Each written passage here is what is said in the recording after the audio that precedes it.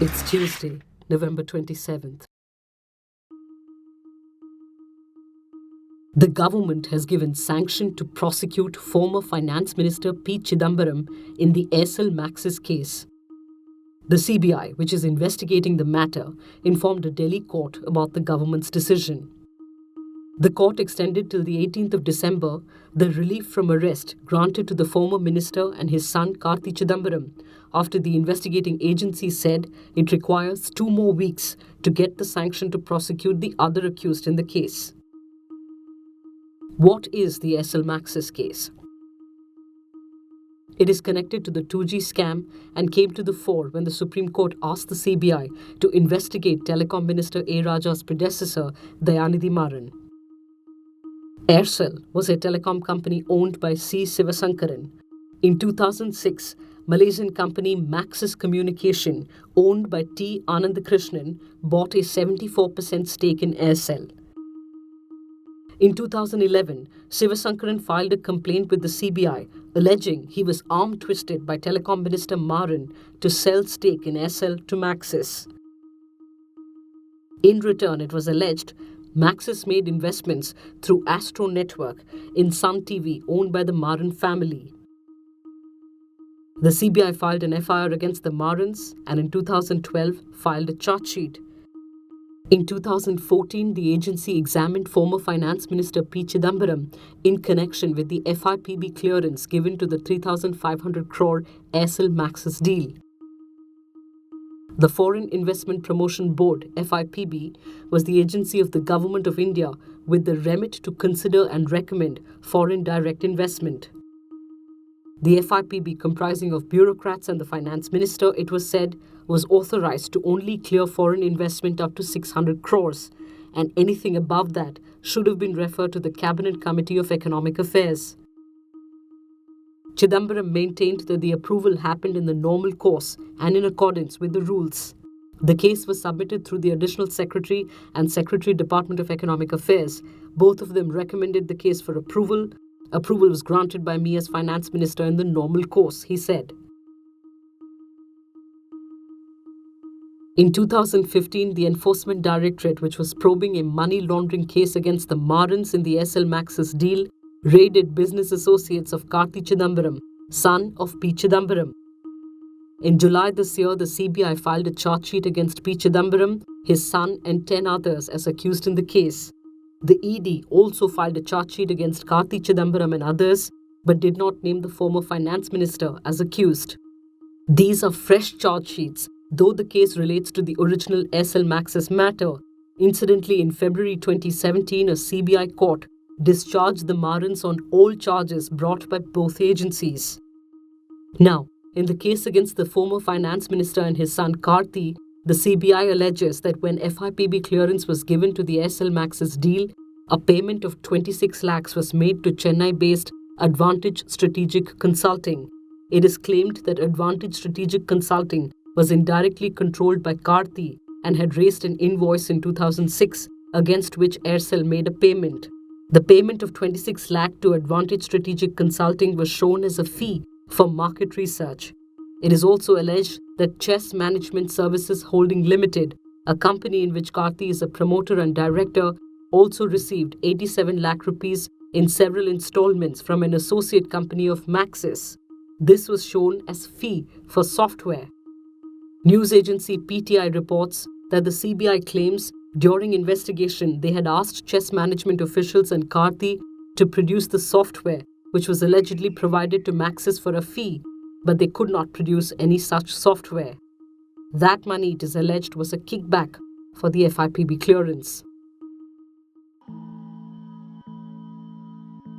A 10-month investigation of the Indian Express, in association with the International Consortium of Investigative Journalists of Panama Papers fame, has found a startling nexus of corruption and lackadaisical safety regulatory standards in the global implants industry. Medical devices that were broken, misfired, corroded, ruptured, or otherwise malfunctioned after implantation or use were linked to 1.7 million injuries and nearly 83,000 deaths globally over the last decade. In India, most recently, over 4,000 people were affected by faulty Johnson & Johnson implants. Delhi's All India Institute of Medical Sciences has a dedicated facility for patients who have undergone botched-up implantation surgeries. Of the 1,500 knee and hip replacement surgeries conducted there yearly, 16% are to correct faulty hip implants. AIIMS's Dr. Yadav told the Indian Express.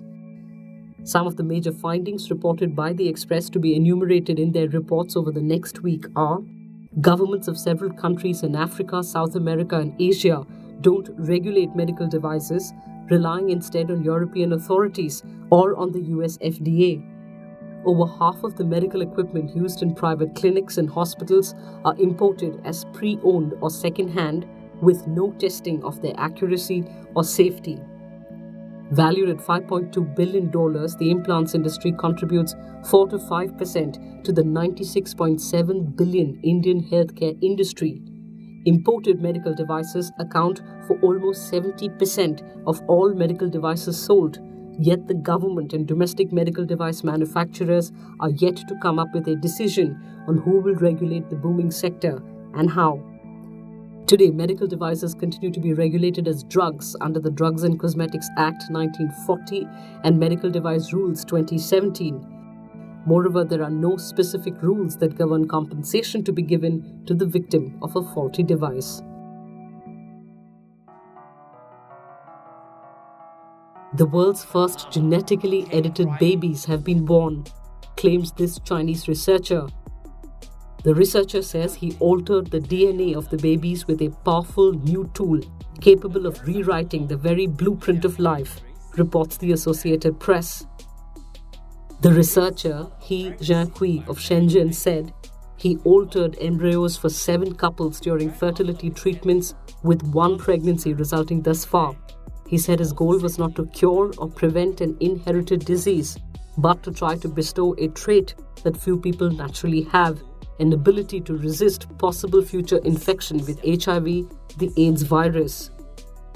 The MIT Technology Review says it was the invention of a powerful gene editing tool, CRISPR, which is cheap and easy to deploy, that made the birth of humans genetically modified in an in vitro fertilization center a theoretical possibility.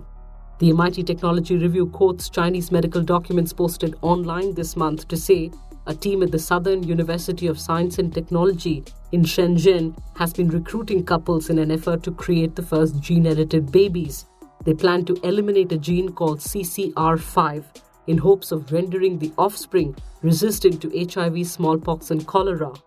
The Associated Press spoke to scientists, some of whom strongly condemned it. It's unconscionable, an experiment on human beings that is not morally or ethically defensible.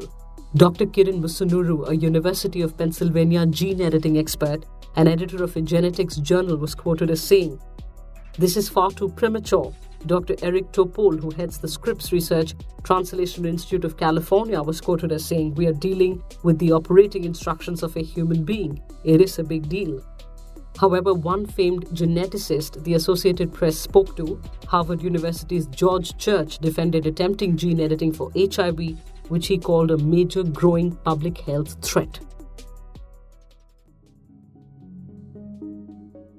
Samsung Electronics has apologized to South Korean workers who developed cancer and other rare illnesses while working at their semiconductor factories in Suwon, south of Seoul.